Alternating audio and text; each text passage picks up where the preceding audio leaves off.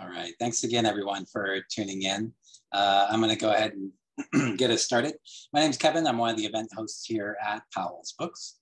Before we begin, I want to encourage you to check out our lineup of upcoming virtual events by visiting our website at powells.com. And if you don't already do so, please follow us on social medias, Twitter, Facebook, Instagram, and our YouTube channel. Tonight, we're very happy to host Tara Isabella Burton in conversation with David Burr Gerrard.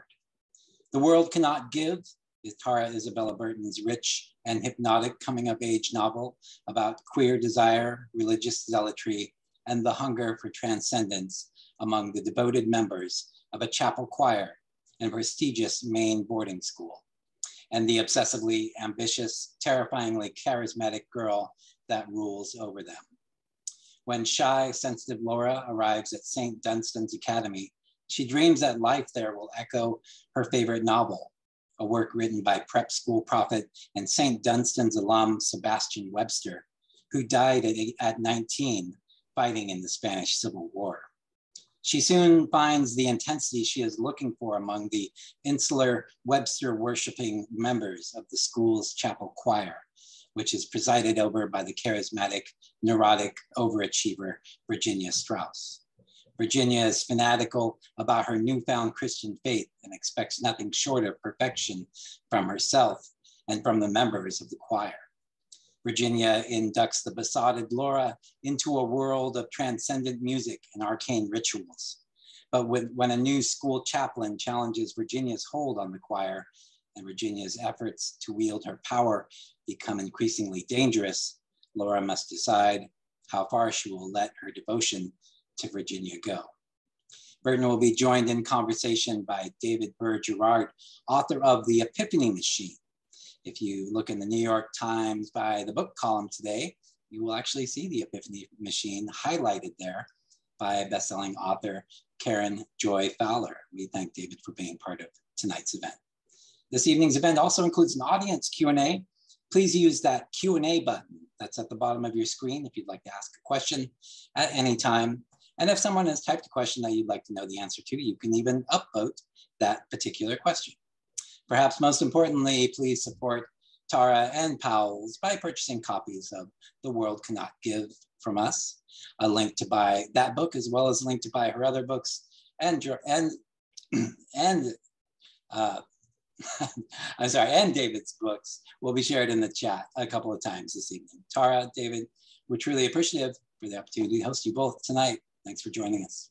Thank you. Thank you all so much for being here and for having me and for talking with me. I'm going to start tonight with a reading. It's always a sort of strange phenomenon to do a reading into a webcam, so I hope you'll bear with me. I'm going to read from the opening of the book. And so to give all of you a little sense of who our protagonist, Laura Stearns, is, what she wants, and where we go from there. So I'll just start at the beginning. Laura cries easily. She cries at poems when the slant rhymes surprise you.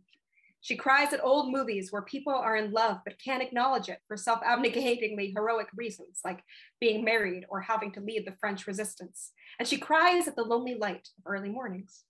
She cries when she pieces together the etymologies of words, and she cries when people sing the exact right harmony and their voices lattice so that she hears only one perfect, unearthly sound.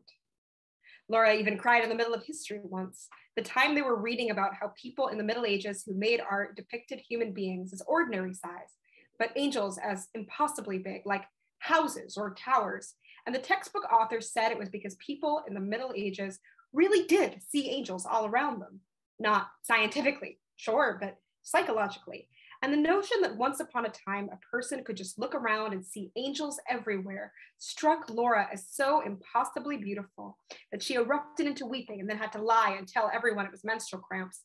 Because as soft and susceptible as Laura Stearns is, even she knows that in the real world, you can't go around crying about angels unless you want people to think you're one of those nuts who stand outside the Bellagio with picket signs that say the end is near. It's not that Laura doesn't know she's too sensitive. She knows her parents, her teachers, her school counselor all call her young for her age. Laura is 16. She feels so old. One day, they tell her, she will have to develop that necessary carapace that other people seem to be born with by default, the one that means things no longer make you cry. Only then, Laura thinks, she wouldn't love things so deeply. She wouldn't love Sebastian Webster the way she does. She doesn't know who she is, not loving him. Sebastian Oliver Webster knew things. He understood about angels, about heroes, about lattices of voices. He understood about beauty and meaning and about world history, which he always capitalizes. He understood about green morning light and also about slant rhymes. All before them is full of them hidden in his prose. And every time Laura rereads it, she starts crying on page 17 and doesn't stop until she slammed it shut. Laura has read All Before Them 15 times. It's the ending that gets her. It's dusk, late in term time. A spring storm's blowing in along the coast. It's 1936. Robert Lawrence, he's the character Webster bases on himself, walks into the St. Dunstan's chapel and tries to pray. Now, most of the plot is resolved at this point. Gus has already had this affair with his headmaster's wife, and the boys have already dared each other to jump off Farnham Cliff, and Robert Lawrence has already beaten up poor Shrimpy Masterson in the Falmouth Woods. It's not that Robert's a bad person. Laura always has trouble explaining this part. It's just that Robert wants so much and so deeply, and more than anything, Robert wants this experience he calls a shipwreck of the soul, even though Webster never explains exactly what this means. Well, Laura isn't sure what this means either, although the words together make her heart seize. But anyway, it's the only thing Robert wants, and so it's all Robert can't have. Not that he doesn't search. He tries drugs, religion, sex. He falls in love with this townie named Peggy. He breaks Shrimpy Masterson's nose in the woods, and Laura has to skip that scene whenever she rereads it because it hurts too much to get through. But anyway, the ending. It's dusk. It's 1936. The sky is splitting open, and Robert's still trapped in what Webster keeps calling the whole sclerotic modern world where nothing means anything, where everything, capital G, great, or capital P, pure, or capital W, capital H, world historical, Webster's styling, only now Laura uses it too, that was ever going to happen has happened already, long ago, where nobody's soul ever gets dashed on rocks. And Robert, he's sitting there in the chapel, his head in his hands, looking up at the stained glass mosaic of the Virgin Mary as Stella Maris, her lantern aloft like she's some kind of lighthouse. But anyway, Robert staring up at her, aching to feel it, incapable of feeling it. And all of a sudden he hears little Shrimpy Masterson sing. And Webster leaves this part ambiguous. That's his genius. He doesn't tell us if Robert finds God, or if he does, what kind of God he finds, or whether the thing that finally breaks Robert open is supposed to be Shrimpy himself, or the sound of the Magnificat, or the sight of the storm-split sky darkening through Mary's lantern. But anyway, Robert experiences at last the shipwreck of the soul he spent the whole book looking for. And finally, Robert gets it. He falls to his knees. It came to him at last, Webster writes, the truth he had always known within himself, unvoiced. He realized, and Laura is convinced this is the most beautiful phrase in the English language, the rocks and the harbor are one. And 2 pages later, Robert sets off on a stolen boat into the sunrise. And even though Webster doesn't tell us what happens to him, Laura likes to imagine that he ends up how Webster ended up in real life, stealing away from St. Dunstan's one May midnight in 1937, getting baptized by some Irish Catholic priest in Boston, talking his way into a berth on a transatlantic freighter to go fight in the Spanish Civil War, dying on a battlefield 6 months later, leaving behind nothing but a handwritten manuscript of such wild-eyed genius that 80 years later, Laura feels sure he is the only person in the world who could ever understand her. Not that Laura has experienced anything she could confidently describe as a shipwreck of the soul, nor does she know exactly how she'll be able to tell when she does. She knows only that she, like Robert Lawrence, wants to have one more than anything in the world, that the closest she's ever gotten is reading All Before Them for the very first time. Laura wonders often about what Sebastian Webster's shipwreck was like. She wonders whether it came quickly, like a thunderclap, or gradually, like dawn. She wonders whether once it came, he wrote the whole novel in a single feverish week, ablaze with certainty, or whether he wrestled over every word, the way Laura wrestles whenever she tries to explain herself to the people that she knows. She wonders whether he knew, running off from St. Dunstan's under the cover of moonlight, that he was doomed to die on the battlefield, or whether it came as a shock to him when some Spanish soldier bayoneted him in the back. She wonders if you can have a shipwreck of the soul in a place like Henderson, Nevada, or in a time like the present, or if you have to be lucky enough to live in a place and a time where people are fighting world historical battles you can die in. She wonders if you can have a shipwreck without dying. Maybe, she thinks, once you have one, death doesn't scare you anymore. Thank you. I hope our connection held. Thank you so much. That was so great. And one thing that really comes through in the book as a whole, and in that passage, in the opening passage that you just read, often you'll see critics say things like books are either cerebral or emotional. And for me, what I love about your writing is that it's really both at the same time. The first line is Laura cries easily, and then you have a really moving and also really powerful and engaging description of an old book that you've made up. Did the draft come out that way, or was that the result of a process? Oh, that was absolutely a process. And actually, it was one of the very last things to change in the book.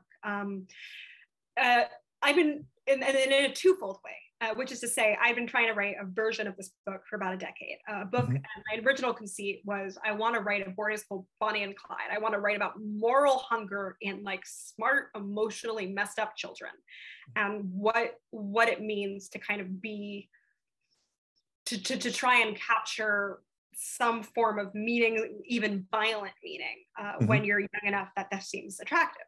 And the problem that I kept coming up against, draft after draft, is that it's almost impossible, I think, to write a campus novel now, a boarding school novel in particular, without being kind of weighed down by the trope as a whole. That there's so much of a sense of, this is what it means to be this kind of person, this kind of place. And I was talking to my now husband, and I think I said something like, everybody's already read Brideshead, everyone's already read The Secret History, the kids who are there have read it. Like, how do you get an unmediated experience with that? And the answer is you don't.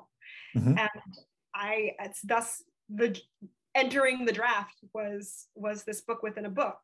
And it's my kind of goal was to kind of capture not just a book that captures something of a boarding school stereotype, but as a kind of love letter to all of the really like wonderful and terrible things that I loved when I was that age. Not to disavow any of the things I read when I was 16, but my tastes have changed. And it's like, how do you write about, what is that book that captures all the things that when you're 16 seems like the coolest thing in the world, and then you're a little older. One of the things that comes out later in the book is that Sebastian Webster dies fighting for the Francoist side of the Spanish Civil War, which is rather less romantic. And so every draft subsequently opened with a description of all before them, and at some point in the process, this novel was called All Before Them, and that wasn't quite working either. It was we were seeing sort of two things at once. We were getting to know Laura through getting to know that book, but we didn't have an anchor. And at one point, my amazing editor Karina just said, "What if we just like swapped these two paragraphs, or swap these two sections?" And so the section about Laura, which originally came later, like Laura cries easily, was just an offhand throwaway line. It was not meant to be the opening line of the novel. And I remember I opened the doc. She says, "What do you think about this?" And I was like, "Wait, no, of course not." Yes. Wow. Absolutely. And I was like, "Yeah, you just made it so much better." So it's one of those things that I don't know if I would have, I think without an outside eye, I would never have done it. And yet that sort of wanting to give us a window into who she was before giving us a window into this book that made her who she was ended up being the right way. So I really can't take any credit for that. That was 100%. Well, I mean, you still wrote the section. I wrote in the wrong order. Okay. I mean, it's still your book. I have to admit, I'm very impressed with your editor, because often editors will go in the reverse. They'll say like, "Oh, we don't want the the self-indulgent, they'll call it self-indulgent intellectual stuff. They want to get to the meat. Whereas here you really need both at the same time. and I think that the intellectual stuff really does bring out the heart as well, for those reasons that you mentioned, that at that time of one's life in particular, it's really hard to separate the two. But you mentioned that you've been writing this book for 10 years, but also this is your third book in 4 years. Do you want to talk about that? Yes, actually. So Social Creature, my first novel, came out in 2018. And then I had a nonfiction, Strange Rites, New Religions for a Godless World, this book about the spiritual but not religious in America, come out in 2020. And The World Cannot Give Very Much was both, it was my pet project that I wasn't a good enough writer to write at the time I started to write it. So it actually predated, so the original drafts predated Social Creature. And one of the things that kind of helped me is after writing Social Creature, I was in grad school at the time. I started working as a religion journalist in New York. I was on staff at Fox for a while and then went full-time freelance. And writing about religion as a journalist, and particularly thinking about like the question of what does it mean to find meaning in a quote unquote secular world, it became, the two projects really started playing off each other. And this sort of abandoned manuscript that was just, oh man, I really want to write the story and I can't write it right now because it's too self-indulgent, became something a little bit more structured and a little bit more disciplined in the context, I think, of having done a nonfiction book that touched on similar themes. You know, I think 36% of young millennials and Generation Z say they don't identify with any religion or religious tradition. And yet a huge, I think I want to say 72% of people who say that they don't belong to the organized religion say, I have faith in some form of higher power. And more broadly, something that I write about Strange Rites is the way in which I think I would argue we live in this age that while like formally non-religious or non-religious on paper is so full of different kinds of hunger, different kinds of curiosity, desires to kind of form our meanings and our communities and our purposes all around, you know, they become as much about sort of our personal sense of self as they do about like the institutions into which we are born or grow up. And so everyone in this book, whether they're explicitly religious, whether they're political, whether they're think of themselves as atheists, everyone is kind of looking for the thing that will tell them how to live. And everyone is sort of trying to choose it for themselves. It was a conscious choice that the most religious character, Virginia, who's a sort of Catholic-ish convert, grew up in a progressive liberal Jewish home and has sort of decided by reading too much Webster in this and sort of too much Graham Greene and the meta text that you know she's going to convert to radical become a trad Cath. And I won't say it's not for the vibes. That would be maybe a churlish way of putting it, but certainly these questions of, you know, who am I and how do I define myself came out of the nonfiction. Do you want to define a trad Cath for anyone who might not be familiar with that term? Like sort of, I'm using it kind of colloquially, but a certain kind of traditionalist Catholic of whom I've written before, for whom a reactionary stance of the culture wars kind of collapses what you might call the actual sort of meat of Catholic orthodoxy, and a kind of atavistic nostalgia for like a certain kind of past with certain views about gender particularly. And I've made this case before, and I sort of don't want to derail too much, but that there is a way in which, let's say, actual theology gets bound up in a sort of, the modern liberal world is terrible, and we like everything that isn't the degenerate liberal modern world, and those things I think have become discomfortingly linked in certain reactionary corners. Good. So there's a phrase that's almost a joke, not almost, it is a joke on Twitter, like reject modernity, embrace tradition, and it seems like to a certain degree, reject modernity is almost the end of that sentence. So we just want to reject modernity, whatever we define modernity as, just a purely reactive kind of a thing. Now, when you wrote this book, when you were planning the pub date, you of course didn't know that the invasion of Ukraine. Yes, certain lines definitely take on a slightly different resonance than when I wrote them. Even from when I read the book, which, by the way, is really, really terrific. You got to read both this book and Tara's wonderful first novel, which is a kind of a Patricia Highsmith-esque thriller, Social Creature, and her nonfiction book about religion. Tara's just in general a wonderful, wonderful writer. When I read this book 6 months ago, there are a lot of things that didn't necessarily resonate with me in the way that I did when I was looking at it again to prepare for this event, where you have a lot of people online saying that, okay, the Ukraine is our generation, however you want to define our generation. It's suddenly a big cause. Now, of course, the fictional author in this book fights for Franco, which is a little bit like fighting for Putin. But we do seem to suddenly possibly be living in more world historical times than we were even 3 or 4 weeks ago. Yes, well, is that sort of curse, isn't it? May you live in interesting times. Right. And I know you've done a lot of journalism from the country of Georgia.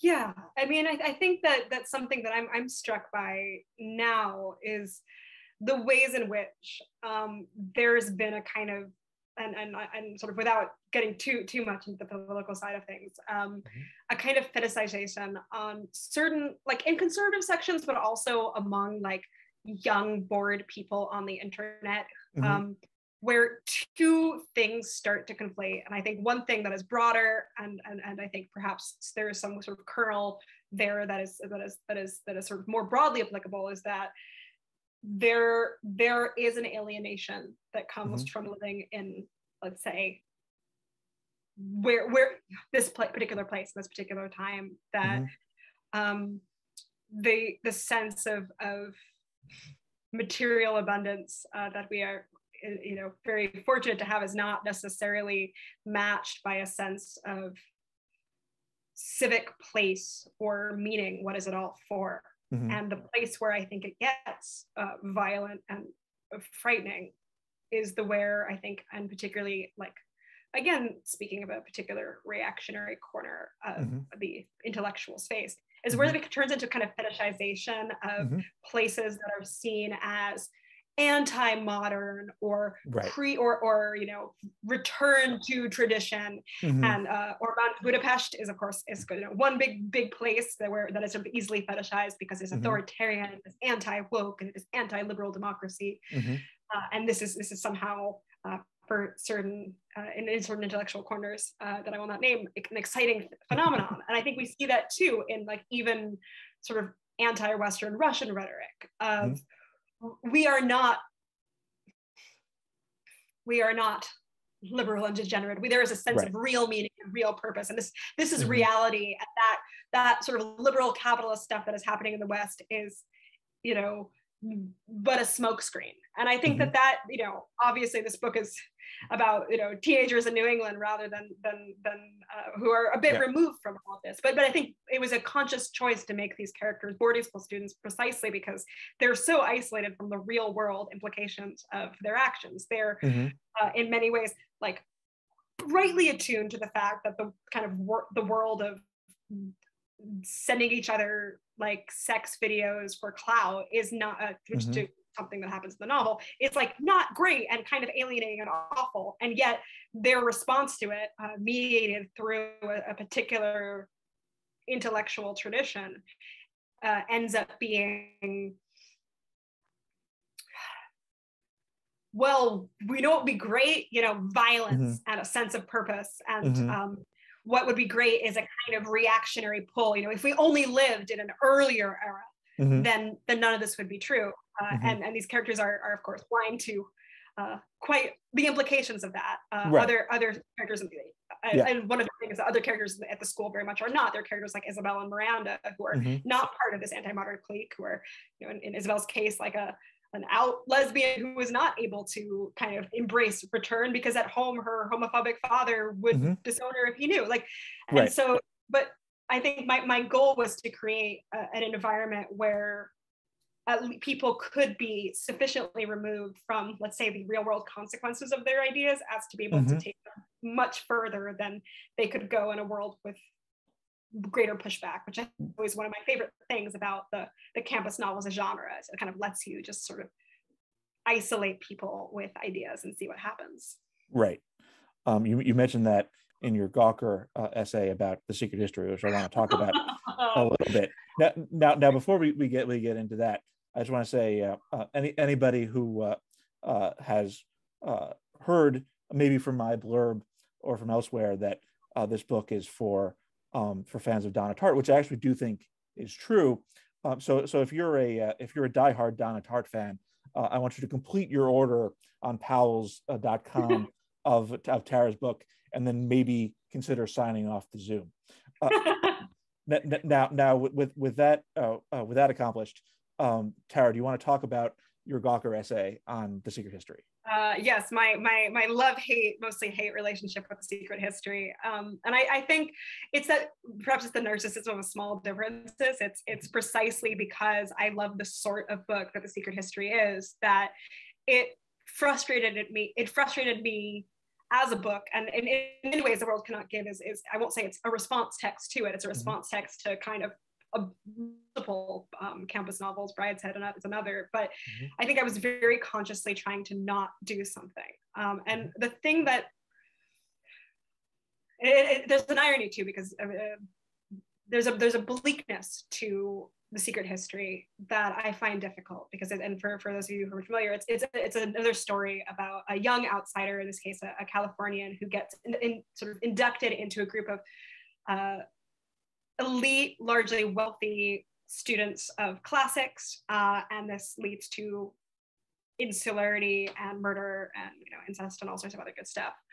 And for me, my frustration with the story is that I believe, I think I have a real belief, probably like Laura Stearns-esque, overly idealistic, that beauty does take us somewhere good, or that there is something at the basis of aesthetics that even if it is broken, even if it is messed up, even if we don't get all the way there, there's sort of something to the ways in which we are moved. As Laura learns in this book, about Sebastian Webster and the fact that he was kind of a terrible person in real life, as she learns that the people that she sees as her chosen family in this choir who adopt this vision of faith are also kind of in many ways horrible people. She's still kind of, the question she has to ask is, what do I actually hold on to? What am I just falling into an abyss of corruption, or is there something at the other end of all of this that I'm being pulled toward that is good? And what frustrated me is about the secret history, and Constance Grady, the Vox critic, writes about this really, really well in her review of Goldfinch, is a way in which beauty gets kind of conflated just with a certain kind of upper middle class aesthetics, that this is sort of tasteful and posh, and that sort of equation becomes so complete that it becomes a kind of story about an amoral social climber, where the kind of question of, is there actually something to these group of classics reading teenagers who are likewise afraid of and in opposition to the modern world, is there something there? It just becomes, they're pretty and rich, and that's where it ends. And perhaps that's an uncharitable reading, but it is my reading. And I kind of wanted to take that story, that kernel of the story about the outsider who is taken up by the insular group, and make it as little about class aesthetics or privilege as possible. And of course, when you write a boarding school novel, you can never really get away from that. And certainly when you're writing about Anglican choir music, you kind of can't really get away from that. And yet I did want to minimize the emphasis on that as much as I could. There's a couple sentences I just want to read from that essay, because I think it encapsulates what's really great about your book. The secret history is, after all, a campus novel, a genre that is at its best when it explores the moral effect of ideas on the people most likely to take them seriously. The absence of parents or other external influence, as vital in the academic novels and the fairy tale, the impressionable age of the characters involved, the inherent Gothic remoteness of the stereotypical college campus. All these allow the campus novel to treat ideas and the text that embody them as serious influences on human life. I really love that, particularly the insight, which had never occurred to me before, but I think is really brilliant, about the similarity between academic novels and fairy tales, both thriving on the sudden absence of parental influence. I mean, because it lets you hone in on certain things. And what I love about the campus novels, you get to hone in on people reading at an age in their life where they take things too seriously, perhaps the right amount of seriously. We no longer take it that seriously, but you kind of get rid of those real world corrective elements. And for this book in particular, explore these ideas. Like, I'm not sure any of these characters could be as deranged as they are if they were like going home to parents asking them like, how was your day, honey? You know, do anything weird in a crypt today? And that insularity I think is great, because it does get us, it lets characters shape one another more intensely, because they're so removed from, you know, parents in particular. But they have to become a kind of family, and the characters in this book, particularly the members of the choir, Laura and Virginia, and the boys of the choir, find for themselves a kind of chosen family. And I think that the intensity with which Virginia defends it, at first with dubious morality and then getting much, much worse, I don't think would make as much sense if they were anything but a family in her mind. And it's, you know, she obviously does not really good relationship with her own parents, and we get senses that most of the people in the choir are also a bit kind of unmoored. But I think when you are defending the people you see as family, that becomes a more sort of dramatically rich phenomenon than simply power over a group of people for the sake of having a power over people. And Virginia in particular, who is a sort of equal parts like Unity Mitford and Margaret Thatcher and like some Gossip Girl alpha woman. I don't know. But that sort of, she can't just be a dictator who wants power. She is that, and she is also like a scared teenager who just wants the only family she's ever known to relate to her in the way that feels safe to her. Now I'm trying to think if Blair Waldorf has an ideology other than Blair Waldorf being awesome, and maybe rich people being inherently better than people who aren't rich. The Mitford-esque reading of Gossip Girl. So I guess the answer is that we have to do Zoom school forever to keep these people, you know, away from each other. That we don't want people congregating in campuses and getting all these terrible ideas. I don't know. In many ways, I feel like what is the true boarding school but Twitter? Right. Yeah. Well. There you go. There you go. That's probably the only other place you go down a rabbit hole. Yeah. What is the true boarding school with Twitter? I'm going to be thinking about that for a while. So can you talk about the other like big influences on the book? You mentioned, I always mispronounce this person's name. It's Evelyn Woe. Do you say? Yeah, of course. Brideshead. Yes. Right. Yeah. Another book about. Yeah. Then you mentioned him, but you must also mention Graham Greene. I see some mural spark here. I'm a big mural spark fan. Actually, I think I have another essay about this coming out in Gawker, I think next week. But cool. I love the Prime of Mistine Brodie is is probably my favorite of that genre of like or post-war in this case, but like 20th century modernist Catholic novels. And it's precisely because it's a novel about, another book that everyone should buy who is listening here, it's a boarding school, it's a day school story at a girls' school in Edinburgh, but is very much about the influence of it's a sort of standard trope, an influential teacher who takes over her students' lives to show them about beauty and truth, except that she's also, and we realize this, a Mussolini apologist whose love of beauty and poetry is inextricable from her belief in kind of certain people being superior and stronger, and it's pure aesthetics, and that relationship between kind of education and the pull of beauty, and also the ways in which the pull of beauty sort of deforms itself and becomes about mere kind of vibes of anti-modern superiority. It's an incredible book. It's a very, very short, like cutting book. Another huge influence for me is Iris Murdoch, who is the weirdest novelist. Like, it's not just that she's a great novelist and that she Fairly Honorable Defeat is one of my favorite books, but she takes really seriously, which I love. Simultaneously, her characters are constantly having existential and spiritual crises and like trying to figure out how to live and talking about it. And they're also just like a bunch of screwed up people who just can't stop messing up their own lives and are motivated by like sex and jealousy and resentment. And they're just so petty. And the way in which she's able to kind of combine the stories about petty people getting in their own way and stories about people who are looking for genuine meaning, and those are the same people, and that's just who we are, is quite brilliant.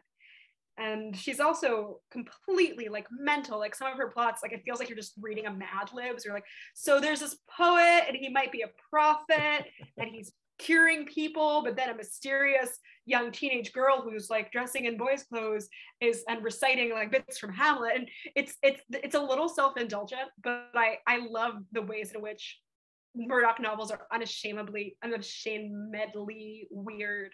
Mm-hmm. And the ways in which she's willing to kind of, I love a good plot, and she's willing to say, I want to explore these ideas. Like, what is the weirdest plot that I can come up with that will let me explore this? You know, we're going to have mysterious prophets. We're going to have brothers trying to kill each other. We're just gonna go with it and let the plot kind of be weird downstream of a theme. And that's something that I think, going back to your what you said at the beginning of this conversation, that there is often that sort of implied choice that a book has to be kind of cerebral or emotional, or that a novel of ideas cannot have a really intense plot. And I hate that, because for me, I feel like often like on the level of story, plot is what puts characters in weird situations, which means they have fun with ideas. Yeah. So the best plots are always contests of ideas. Exactly. And like I think plot is just a tool. I mean, it's not just a tool, but for me, it's a tool to talk about theme, or it's a tool to get everyone where they need to be in order to explore exactly what I want to explore. Plot is what happens when ideas start to matter. Yeah. Oh, I love that. That's great. Yeah. That'll tweet.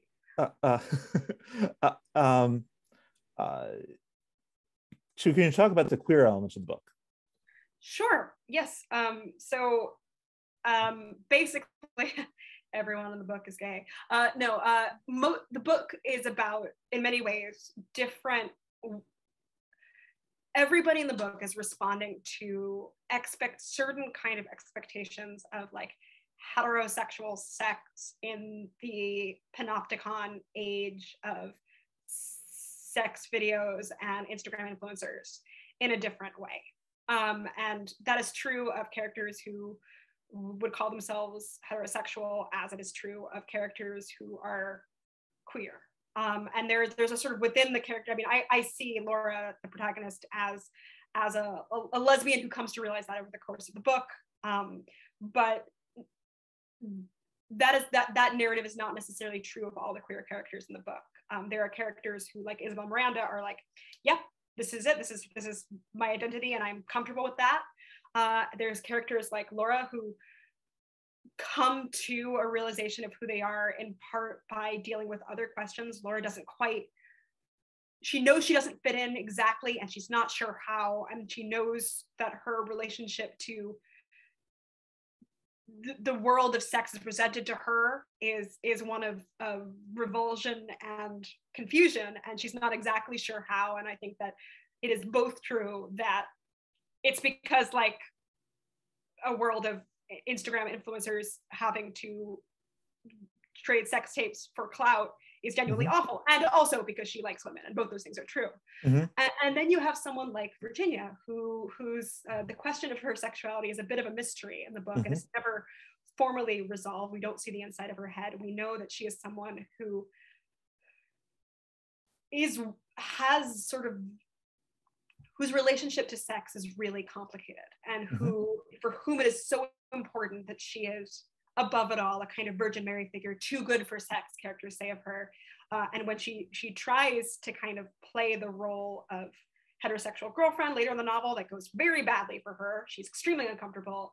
We know that she's had some relationship with Isabel, her former roommate, that may or may not have been romantic in nature. And yet what Virginia actually wants from these characters is I think not something that can be reduced to the story Isabel has about her is, she's just a lesbian and she's religious and she's repressed. And I think that that's not true. I think I can see why someone who loves her would think that, but I think Virginia is so wrapped up in her sense of herself and so obsessed with this idea of having power over other people that she has no authentic way of, she doesn't even know how she identifies, because she's not even able to experience desire, because desire means vulnerability, and Virginia can't be vulnerable.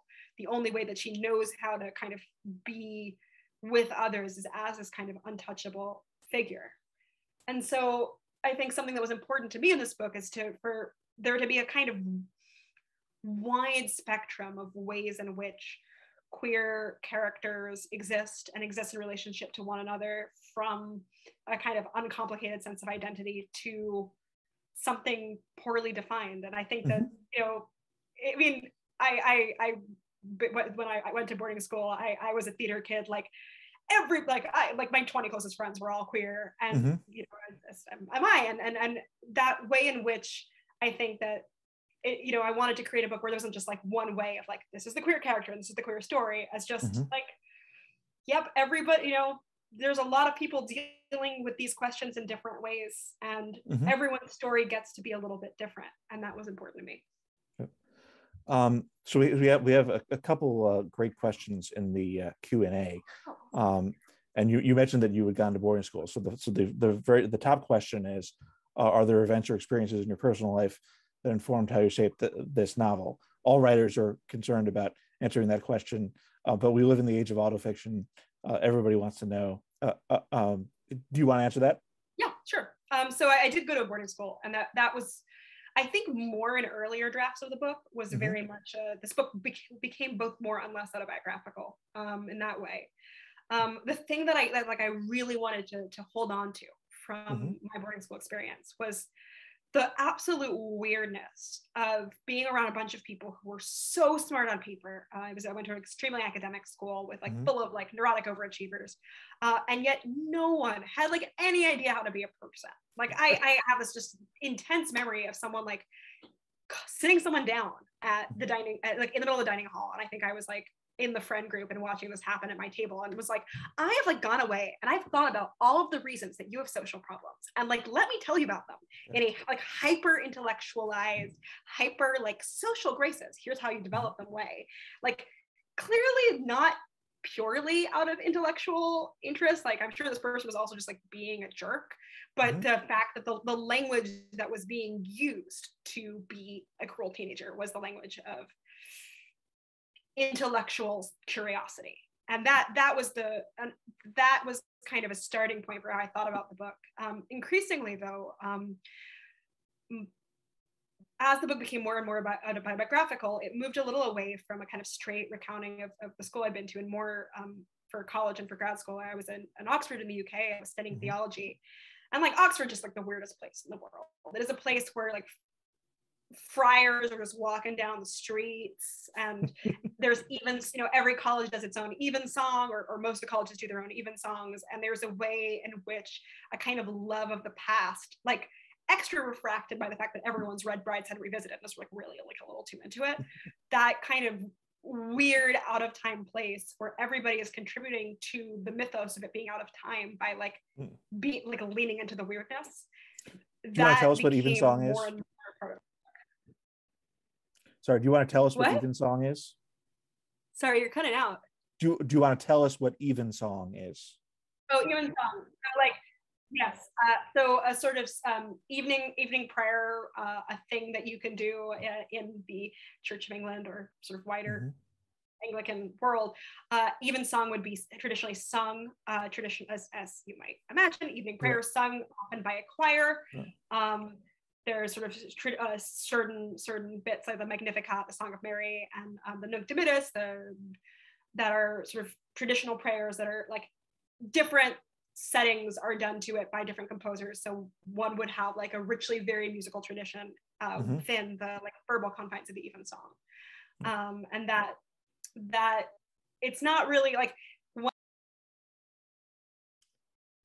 We seem to have lost Tara for just a minute, but I assume that she will be signing back on. Yeah, I'm sure she'll come back on here hopefully in a second. Yeah, do you want to fill the time, David? Is she coming back? I was about to say, tell us about your book, David. Welcome back, Tom.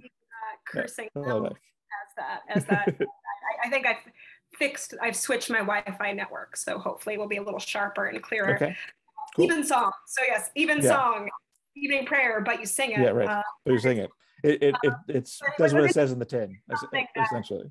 In Oxford and sort of the UK more broadly, like it's kind of associated with posh, prestigious institutions, and it has this life of its own. As like you're in Oxford, it's a fun touristy thing to do, and so or like you're a singer and you want to sing in the choir, and it's a little divorced from its purpose as like a devotional service. And they're the places that do it in New York.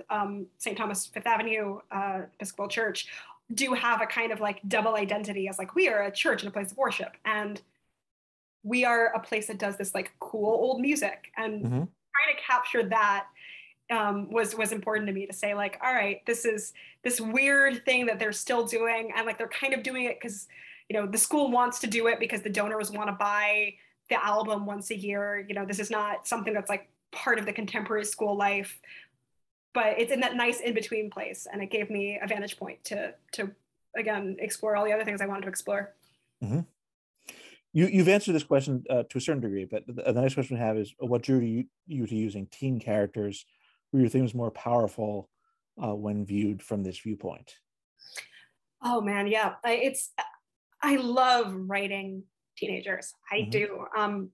And what I love about writing teenagers, especially for a novel, like a quote unquote novel ideas, whatever that means, is the way in which like they feel so deeply, and they're so impressionable, and they're so like, I wish I could have the kind of unmediated responses to things that I had when I was 16 or 17. Like I wish I were going around like weeping at the beauty of the world every 5 minutes. And it was, it was partly self-indulgent. I wanted to write about characters who felt this way so that I could kind of inhabit that again.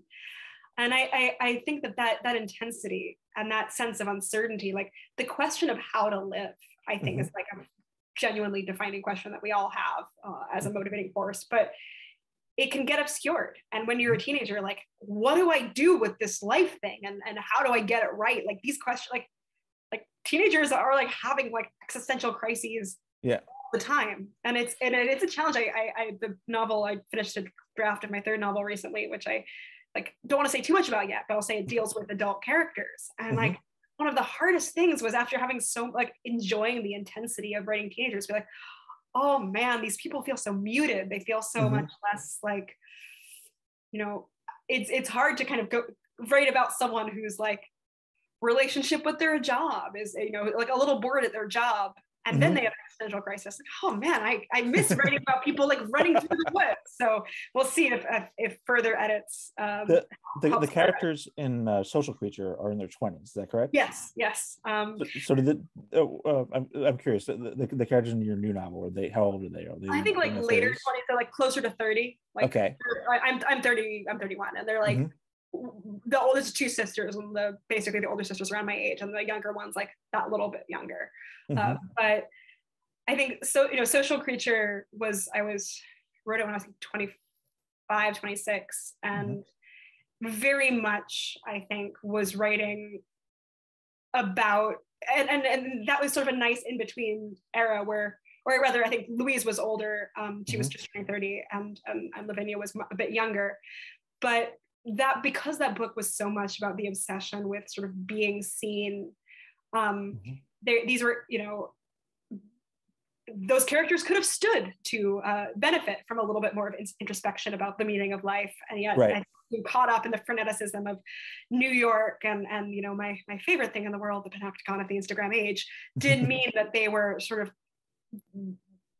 it was fun to write them in part because they were just concerned with, to a like nightmarish extent, who they were in one another's eyes, and that made it kind of easier to write adults, because they were like adults who had this just like one intense flaw.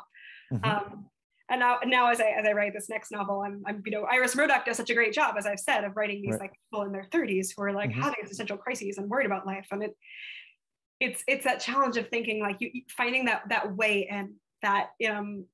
One of my weird favorite things that I do, I'm a musical theater nerd, like all good ex-theater kids, and I love thinking about constructing a novel. Also, I don't write music and I don't write songs, but I will occasionally like, where would the songs fall if this were a musical, and what would like the through line of the song be, and what would the I Want song look like? And even if I don't use any of that material, it sometimes helps me think about kind of pure character. And that thing that I'm trying to kind of figure out now is how do you create an I Want song, as it were, that kind of internal engine.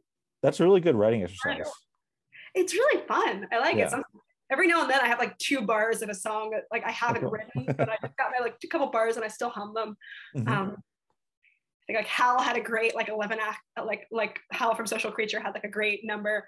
But it's it's a fun way to kind of divorce myself from the actual writing of a draft that's maybe bogged down, and just think about the story in a completely new way. So our last question is actually, I think it's an appropriate one to end on. Is Virginia a sociopath? Oh, I don't think so. No, I don't think she is at all. I think she's someone who feels so deeply and wants things so deeply, and is so afraid of being normal, ordinary. Like, she doesn't know how to do it. And she's also too proud to ever think that she might have to do it. And so she's rejected any idea of just being a person. And so if she may have memed herself into sociopathy in a certain way, but I think that she comes from a place of terror, which is, what if I'm just like this normal, not special person? What if I'm just normal, and then I have to deal with the fact that like I'm awkward and weird, and so her desire to be this kind of larger than life, mythic, elemental character pushes her in that direction. And I think even by the time we meet her, she's not necessarily too far gone, but she, perhaps in part because she again sees in Laura someone to kind of bolster her. She kind of forces herself further and further down this sort of self-mythologizing until she can't get out. And without giving away the end of the book, I don't think that she's sort of triumphant in the decisions that she makes at the end of the book, so much as she just literally does not know how to end her own story, except by doing something big, and she just doesn't have the capacity to see beyond that. Good. That's very interesting. Thank you. Well, thank you all for coming. This was a lot of fun. Buy Tara's book. It's really great. David's book. Buy all the books.